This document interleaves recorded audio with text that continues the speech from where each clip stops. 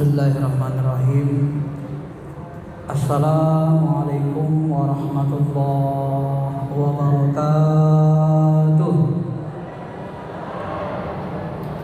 Alhamdulillahi rabbil alamin. Alhamdulillahilladzi anzalna lailatul qadar wa ja'ala lana syahrul ramadan syahrul mubarak.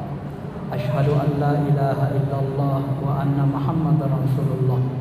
Allahumma salli ala sayyidina habibina syafi'ina Muhammadin wa ala alihi wa sahbihi ajma'in. Amma ba'd. Ma'asyiral muslimin, jamaah salat tarawih yang dirahmati Allah, Lailatul Qadar selalu dibahas di akhir bulan Ramadan 10 terakhir. Ayat yang paling sering kita baca adalah Inna anzalnahu fi lailatul qadar.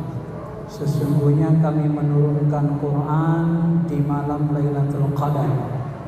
Quran diturunkan, kata Ibnu Abbas, dari zat Allah difirmankan lalu dicatat pena di Lauh Mahfuz. Dari Lauh Mahfuz dibawa Jibril ke Baitul Izzah, langit dunia, kemudian diturunkan lagi kepada Nabi kita Muhammad secara bertahap sampai sekitar 23 tahun sempurnalah Al-Quran itu diturunkan. Nah, penurunan Al-Quran ini ada yang malam 17 Ramadan, ada yang malam Lailatul Qadar 10 hari terakhir. Karena turunnya sampai 3 kali. Adapun makna Lailatul Qadar, dia terdiri dari 2 kata, Lailah dan Qadar. Lailah ini ada tamarbutohnya. Kalau nahar siang enggak pakai tamarbutoh. Jadi seolah-olah Lailah itu mensifati sifat malam, sifat wanita, sedangkan nahar itu sifatnya sifat laki-laki muzakkar tanpa tamarbutoh. Mungkin banyak hikmah dari pilihan kata itu. Bisa jadi di siang hari itu tempat laki-laki berusaha mencari nafkah, dan di malam hari dia harus kembali bersama anak istrinya. Ma'asyiral muslimin, jamaah salat tarawih yang dirahmati Allah.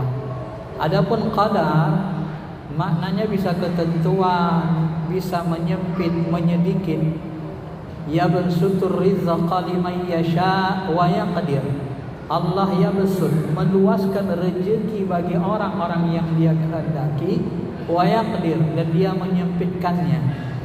Jadi qadar itu bisa diartikan sempit, sehingga puncak malam Lailatul Qadar itu nanti akan terasa sebentar. Ya. Tanazzalul malaikatu war-ruh, turun para malaikat-malaikat. Dalam satu riwayat disebut malaikat yang turun itu lebih banyak dari butir-butir di lautan. Butir-butir pasir di lautan, saking ramainya turun. Sehingga suasana itu membuat matahari itu, membuat bulan, ya, membuat awan, langit, bintang-bintang itu pun hampir tidak kelihatan.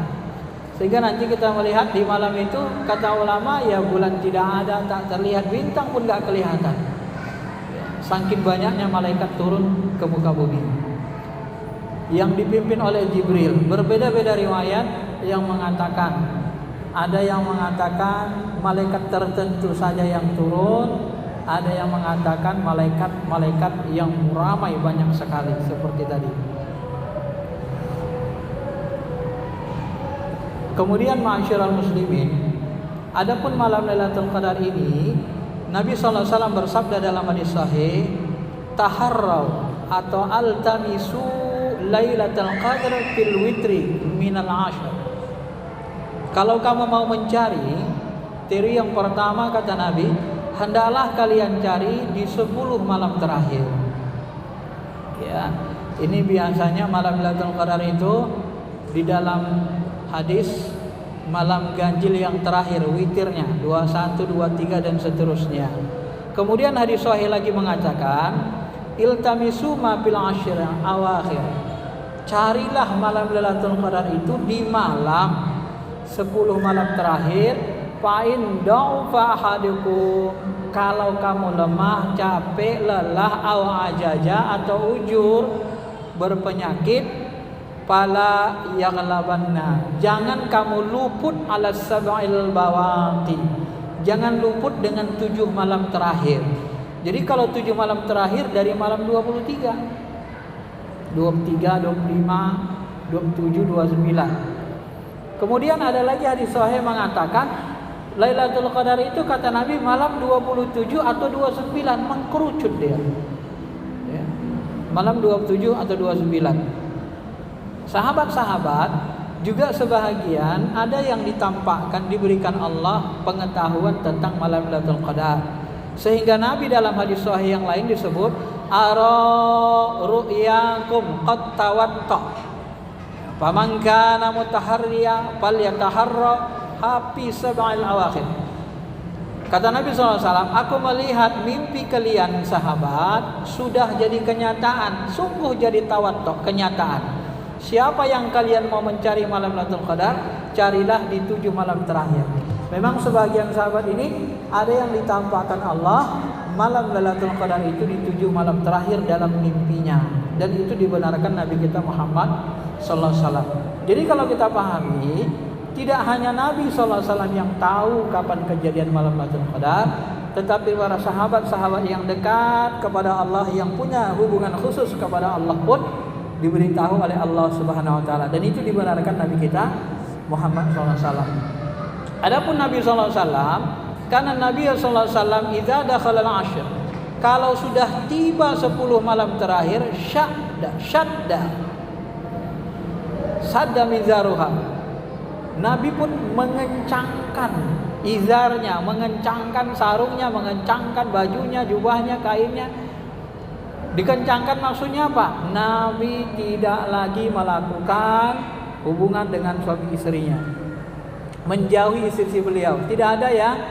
Beliau memang betul-betul khusus, mengkhususkan diri. Malam itu memang seolah-olah adalah malam munajat khusus buat Allah. Ganti beliau tahanus di Gua Hira, seolah-olah begitu. Ya, karena lama sudah tidak pernah munajat di Gua Hira, jadi diganti dengan 10 malam terakhir Ramadan, minimal setahun sekali dikhususkan itikaf. Masyiral muslimin, Bapak Ibu yang dirahmati Allah Subhanahu Wa Taala. Nah, kemudian kalau kita kerucutkan lagi, ternyata sebahagian ulama-ulama yang kasyaf seperti Imam Al-Ghazali, beliau ditelitinya, dibantunya lah kita umat akhir zaman ini. Beliau meneliti malam Lailatul Qadar itu. Setelah beliau teliti, ternyata muncullah rumusan dari beliau.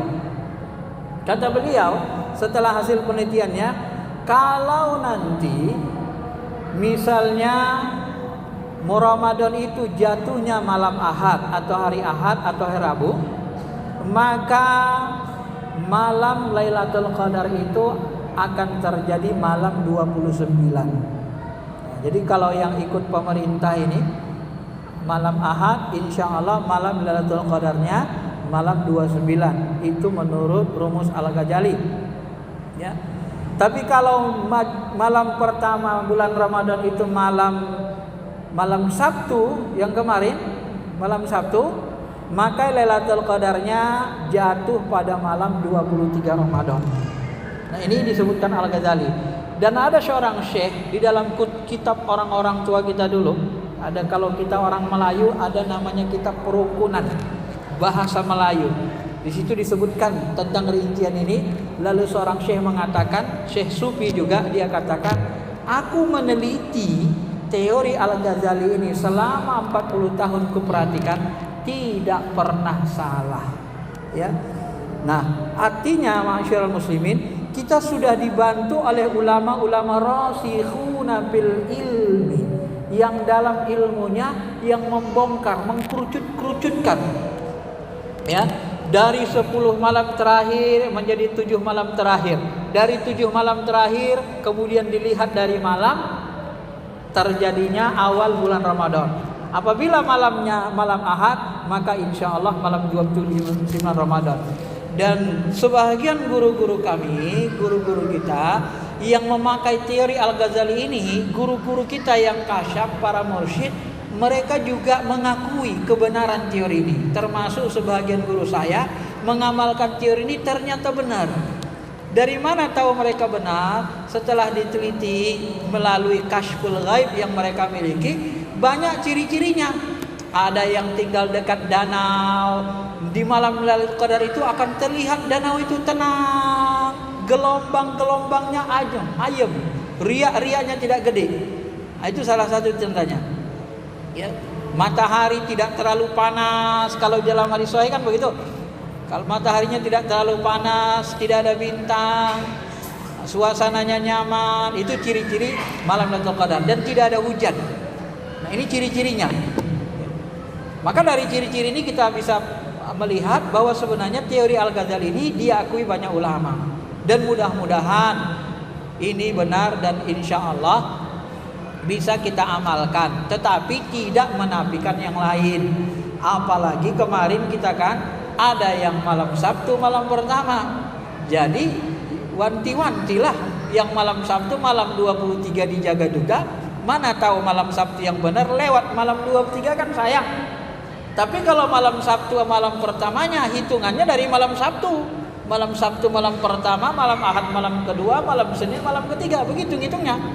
Tapi kalau kita malam Ahad ikut pemerintah, malam Ahad malam pertama, malam Isnin malam kedua, Selasa malam ketiga, sampai ke malam 29, berarti malam terakhir.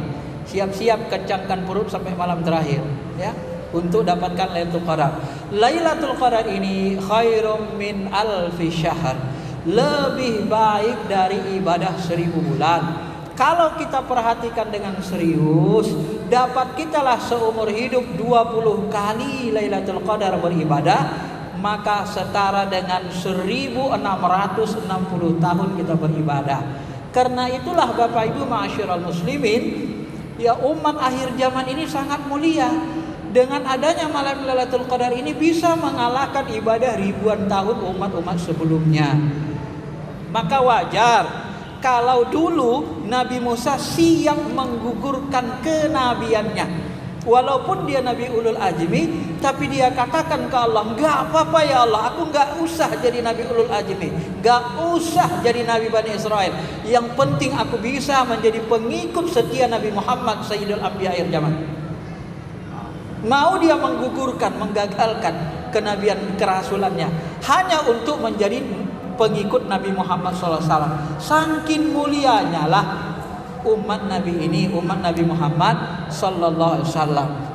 Dan Nabi juga mengakui, al ulama ummati kanabiya Bani Israel. Ulama-ulama umatku ini setara derajat mereka dengan nabi-nabi Bani Israel. Jadi ulama-ulama yang istiqomah, yang benar, jalan yang lurus, itu setara, sederajat dengan nabi-nabi Bani Israel. Karena nabi setelah Nabi Muhammad tidak ada lagi, tapi derajat mereka setara dengan nabi-nabi Bani Israel. Itu menunjukkan betapa mulianya umat Nabi Muhammad SAW. Maka Bapak Ibu, mari kita seriusi ibadah kita ini. Ini sudah masuk malam terakhir. Berjaga-jaga kita, walaupun dalam pandangan Al-Ghazali tadi malam 23 atau 29, dan mungkin sesekali, mungkin kadang juga mau meleset, ya, karena saya pernah juga melihat pendapat itu ketika dilaksanakan. Ada mursyid kita yang ternyata satu kali meleset dalam beberapa tahun, satu kali meleset berbeda. Itu mungkin karena perhitungan malamnya berbeda atau gimana. Dan itu menunjukkan sebenarnya Allah ingin kita menjaga 10 malam. Jangan hanya fokus ke malam itu saja. Walaupun di malam 23 atau malam 29 itu adalah malam yang kemungkinan besar, menurut ulama besar, itu adalah malam Lailatul Qadar. Mudah-mudahan bisa memudahkan kita untuk beribadah, memberikan sedikit petunjuk kepada kita supaya kita lebih giat beramal, dan semoga Allah memberikan anugerah kepada kita malam Lailatul Qadar beribadah. Khususnya malam Lailatul Qadar ini akan diperoleh orang-orang yang beriktikaf dengan serius di masjid-masjid. Karena banyak riwayat dari para sahabat, para tabi'in mengatakan malaikat itu turun menyapa orang-orang yang iktikaf di masjid, mengucapkan salam. Bukan orang-orang yang bermain-main di luar, tetapi yang iktikaf beribadah di dalam masjid. Karena masjid ini bahagian dari rumah Allah, tempat yang paling mulia di bumi.